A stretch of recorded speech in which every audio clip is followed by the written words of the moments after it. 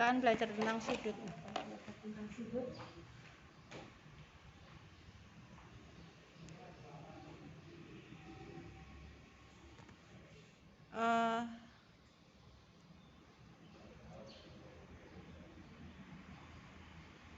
Sebentar, saya carikan literasi terlebih dahulu. Saya sudah siapkan.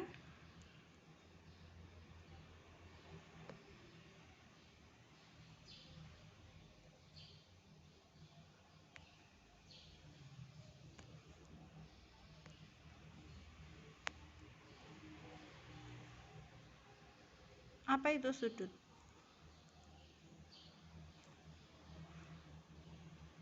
Pengertian sudut. Nanti materi ini saya share di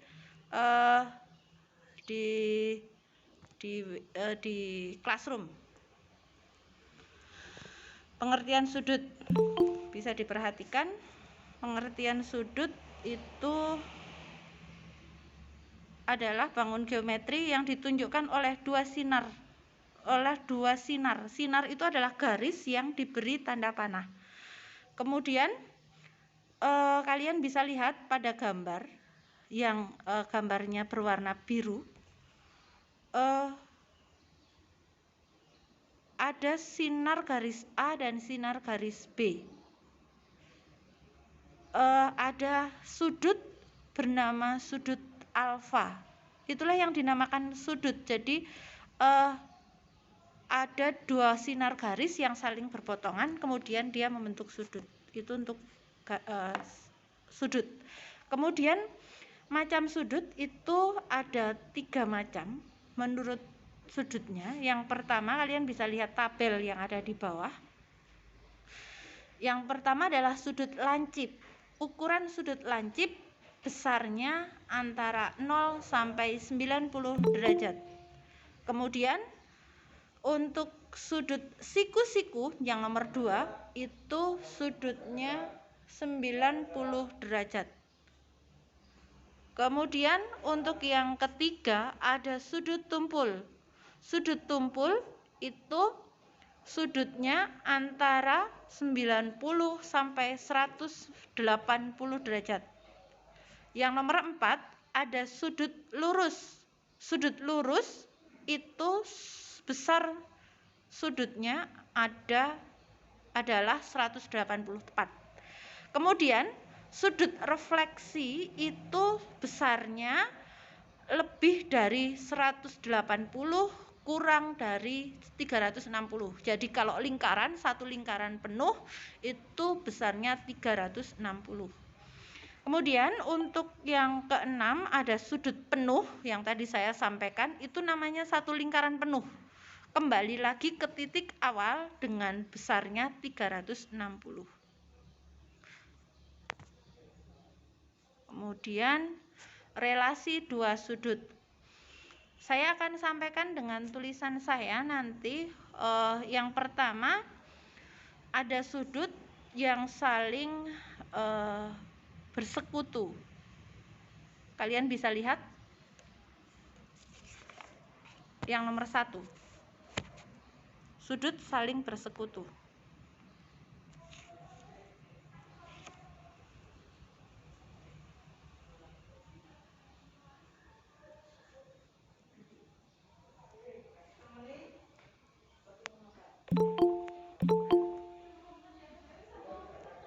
Sudut saling bersekutu kalian bisa lihat.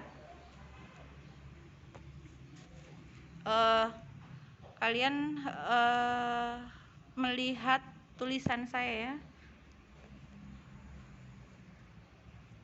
Sudut saling bersekutu, misal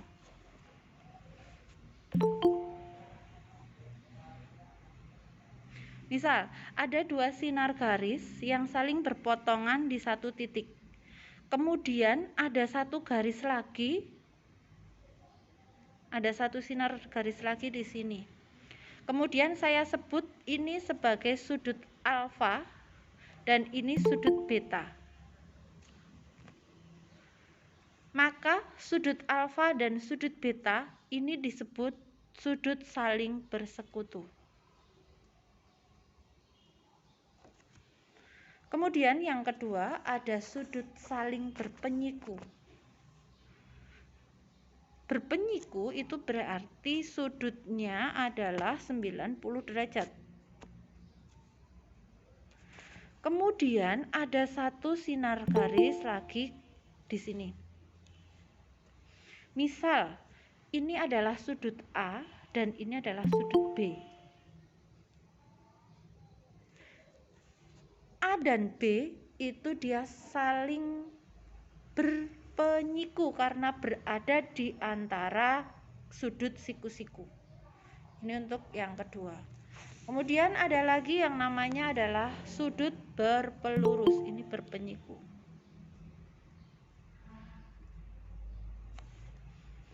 Kemudian sudut saling berpelurus, yang namanya berpelurus tadi besarnya adalah 180 derajat. Terus ada satu garis atau satu sinar garis yang berada di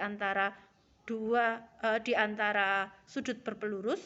Maka misal ini sudut A dan ini sudut B, maka A dan B ini saling berpelurus. Berpelurus ya. Seperti itu.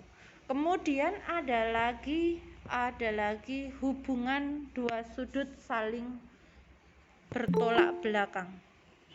Misal ada dua garis yang saling berpotongan, dua sinar garis saling berpotongan, maka ada dua macam sudut saling bertolak belakang. Misal ini A, maka A ini bertolak belakang dengan B, yang hasilnya sudut A itu harus sama dengan sudut B, bertolak belakang. Kalau di sini ada sudut C, maka dia bertolak belakang dengan sudut yang ada di sini, sudut D, dan besarnya sama. Kalau sudut A dan sudut C itu dia saling berpelurus karena ini ada dalam satu garis lurus. Kalau sudut D dan sudut A, dia juga saling berpelurus. Jadi kalau A sama D itu kalau dijumlahin sama dengan 180 derajat. Tetapi kalau sudut D dan sudut C kalau dijumlahkan tidak 180 derajat, tapi dia besarnya sama. Misal D 80, maka C juga 80. Seperti itu. Nah, kemudian ini yang paling agak ribet itu di sini. Misal, ada dua garis sejajar, dua sinar garis sejajar. Kemudian ada sebuah garis yang melalui garis tersebut. Nah, di sini ada beberapa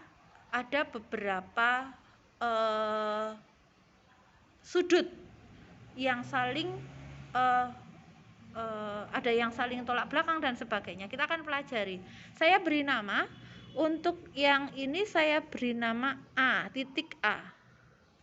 Yang ini saya beri titik B. Kemudian yang sini 1, 2, 3, 4. Ini juga 1, 2, 3, 4. Saya sebut yang ini dengan sebutan sudut A1. Yang ini. Yang ini saya sebut dengan sudut A2 dan seterusnya. Nah, ada beberapa hal yang harus kalian pahami yang hampir sama seperti ini nanti. Ada berpelurus, ada tolak belakang dan sebagainya. Nah, untuk yang ini kita cek dulu untuk titik A. Pada titik A ini A1 dan A3 saling bertolak belakang. A4 dan A2 saling bertolak belakang. Tetapi A1 dan A4 saling berpelurus. A2 dan A3 saling berpelurus. A1 dan A2 juga saling berpelurus. Begitu juga untuk yang B. Ya. Nanti ini sebagai tugas kalian yang saya nanti akan minta kalian analisis di classroom. Kemudian yang berikutnya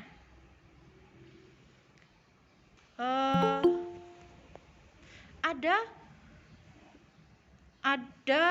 sudut yang saling sehadap atau sudut sehadap.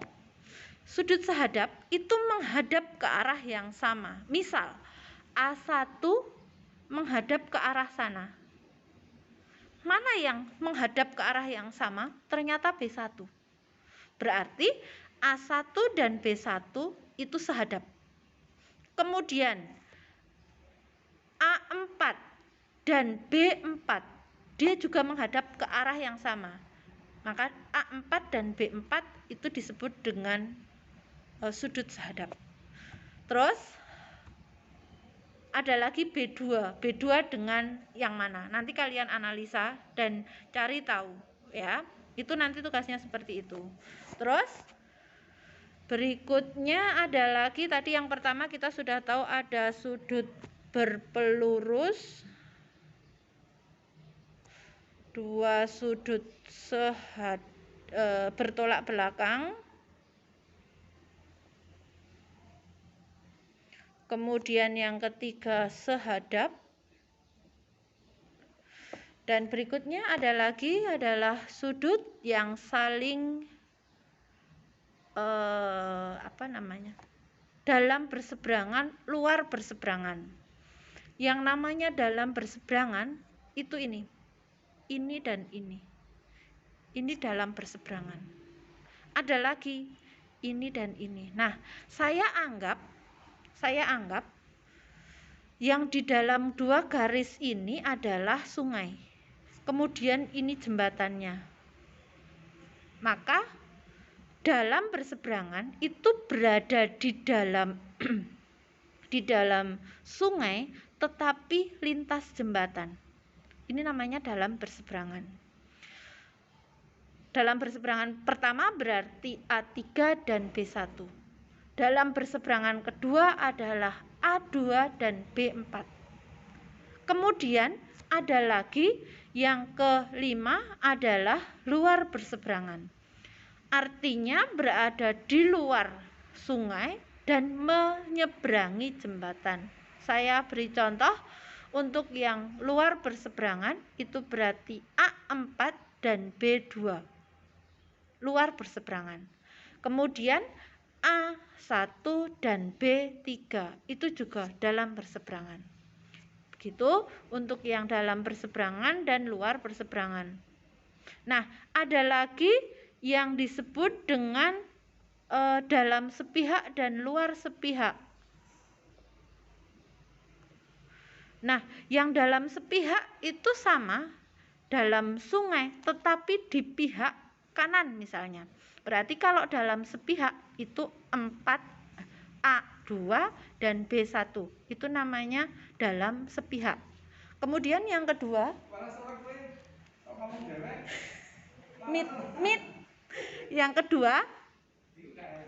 Yang kedua adalah A3 dan B4. Ya, sebentar ya, ada tamu. Maaf, saya sedang meet. A3 dan B4 ini namanya dalam sepihak. Kemudian yang luar sepihak itu ada di luar sepihak, itu berarti di bagian kanan atau kiri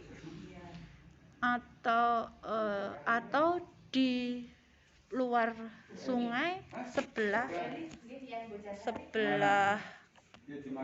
kiri. Berarti yang luar sepihak yang ini dan ini. Yang kedua, luar sepihak berikutnya yang ini dan ini. Begitu. Itu yang saya sampaikan untuk hari ini. Nanti kalau ada kesalahan dan sebagainya bisa ditanyakan melalui grup diskusi. Kemudian tugas berikutnya akan saya sampaikan pada di classroom saja.